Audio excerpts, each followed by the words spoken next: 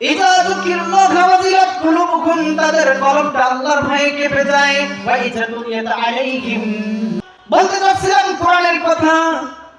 এই কোরআনুল কারীম এমন মর্যাদাবান এমন একটা কিতাব, যে কিতাব দিয়ে যদি কেউ নিজের জীবনকে পরিচালিত করে, এই কিতাবকে কেউ যদি মনে প্রাণে বিশ্বাস করে, আর এই কিতাব থেকে যদি কেউ আমল করে, আল্লাহ রাব্বুল আলামিন তার জীবন পরিবর্তন করে দিবেন। একজন রাখাল ছিলেন।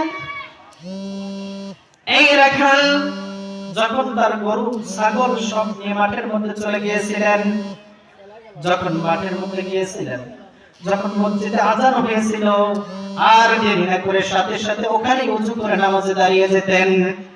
এক সময়ে আল্লাহ রাব্বুল আলামিনের এত গজব আসলেন, এই গজব পড়ার কারণে মাঠে যে ঘাস, এই ঘাসগুলো সব পুড়ে ছারখার হয়ে গেলেন।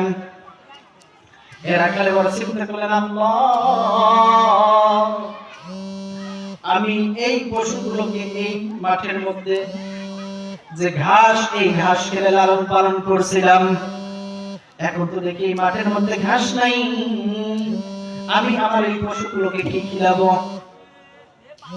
এবার চিন্তায় পড়ে গেলেন। কিন্তু যখনই সময় হয়ে যায়, মসজিদে আযান হয়ে যায়, আর দেরি না করে সাথে সাথে নামাজে দাঁড়িয়ে যায়, আর আল্লাহর কাছে বলে, আমি আমার জন্য চাই না, আমার এই পশুগুলোকে আমি কিভাবে লালন পালন করব? এই পশুগুলোর কষ্ট আর আমি সহ্য করতে পারি না। আমার ভাইয়েরা, আমার বন্ধুগণ, একদিন ঠিক আযান হয়ে গেল, নদীর পাড়ে ওযু করার জন্য চলে গেলেন। ওযু করার পর দেখলেন নদীর ওপারে সুন্দর ঘাস, সবুজ ঘাস দেখা যায়। এবার মনে মনে নিয়ত করলেন এবং বললেন, আল্লাহ, যদি আমার এই পশুগুলো ওই পাকে আমি নিয়ে যাইতাম, নিয়ে যাওয়ার সুযোগ পাইতাম, তাহলে আমার এই পশুগুলো তৃপ্তি অনুযায়ী তৃপ্তি করে খাবার খাইতো। ওযু করে যখন নামাজ পড়া শেষ, এবার পশুগুলোকে পানি খেলানোর জন্য নদীর ধারে নিয়ে গেলেন এবং বিসমিল্লাহির রহমানির রহিম বলে নদীর উপরে পাড়া দিলেন। নিয়ত করলেন যে আমি পশুগুলোকে যেভাবেই হোক ওপাকে পার করাবো। যখন বিসমিল্লাহ বলে আল্লাহর উপরে তাওয়াক্কুল করে নদীর উপরে পাড়া দিলেন, অলৌকিকভাবে আল্লাহ রাব্বুল আলামিন এই পশুগুলোকে সহকারে, তাকে সহকারে নদীর এপার থেকে ওপারে নিয়ে গেলেন। বলে সুবহানাল্লাহ। এরকম ভাবে যখন দীর্ঘ কয়েকদিন চলে যায়, পাড়া প্রতিবেশী, গ্রামবাসী চিন্তা করে দেখলেন এবং নিজেরাই বলা কোয়া শুরু করে দিলেন যে আমাদের পশুগুলো না খাইয়া শুকিয়ে মৃত্যুবরণ করতেছে, কিন্তু অমুকের পশুগুলো দেখা যায় যে এত তাজা তুল্য হইতেছে, কিভাবে, এটা কিভাবে সম্ভব? অনেকে বলা কোয়া করতেছেন। এরপরে গ্রামের কয়েকজন দেখলেন এই ব্যক্তি পশুগুলো কোথায় নিয়ে যায়। এবার তাকে লক্ষ্য করতে করতে দেখলেন যে এই পশুগুলোকে তিনি নদীর ধারে নিয়ে গেলেন। নদীর ধারে নিয়ে যাওয়ার পরে বিসমিল্লাহ বলে নদীর মধ্যে পাড়া দিলেন। অলৌকিকভাবে এই পশুগুলো আল্লাহ রাব্বুল আলামিনের কুদরতে এই পথ থেকে ওই পথে চলে গেলেন। এবার গ্রামবাসী সবাই জানাজানি হয়ে গেলেন, এমনকি মসজিদের যে ইমাম সাহেব তিনি ওই ঘটনা জানলেন।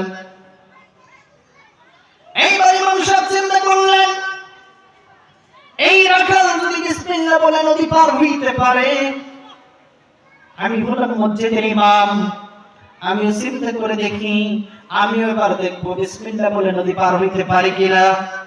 এবার মসজিদের ইমাম সাহেব আসলেন, গ্রামবাসী সকলে আসলেন, বিসমিল্লাহ বলে ইমাম সাহেব নদী পার হবেন। রাখাল যখন পার হলেন, এবার নিজেও পার হবে, কিন্তু চিন্তা করলেন যদি আমি নদী পার হইতে এই সমুদ্রের মধ্যে পড়ে যাই, তাহলে তো আমার অবস্থা শেষ। এই কারণে নিজে কোমরের মধ্যে রশি বাঁধিলেন। কোমরের মধ্যে রশি বাঁধানোর পরে এক মাথার উপরে যারা আছে তাদেরকে বললেন, যদি আমি নদীতে যাওয়ার পরে যদি এই নদীর মধ্যে আমি ডুবে যাই, তোমরা আমাকে এই রশি এক মাথা ধরে টেনে টেনে উপরের দিকে নিয়ে আসবা। এবার যখন বিসমিল্লাহ বলে নদীর মধ্যে পাড়া দিলেন, দেওয়ার সাথেই সাথে নদীর মধ্যে ডুবে গেলেন। রাখাল বিসমিল্লাহ বলে নদী পার হলেন, আবার বিসমিল্লাহ বলে আসলেন। এবার ইমাম সাহেব প্রশ্ন করলেন, তুমি বিসমিল্লাহ বলছো, আমিও বিসমিল্লাহ বললাম, তুমি বিসমিল্লাহ বলে নদী পার হইছো, আমি পারলাম না কেন?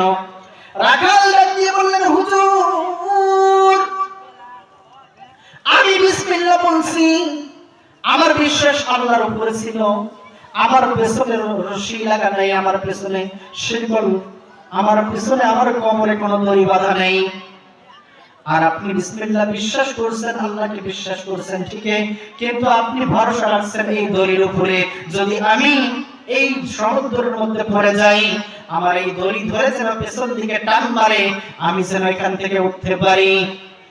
এই তোমার এই দড়ির উপরে ভরসা রাখার কারণে তুমি নদীর মধ্যে পাড়া দেওয়ার সাথেই সাথে নদী তোমাকে সমুদ্রের তলদেশে নিয়ে গেছে। আর আমি আল্লাহর কোরআনের উপরে ভরসা রেখে, আল্লাহর উপরে ভরসা রাখার কারণে আল্লাহ রাব্বুল আলামিন আমাকে এই মাথা থেকে অলৌকিকভাবে নদী পার করে নিয়েছেন। বলি সুবহানাল্লাহ। এই জন্য আমাদেরকে বিশ্বাস করতে হবে, সেইভাবে মনে প্রাণে বিশ্বাস করতে হবে, এর নাম ঈমান।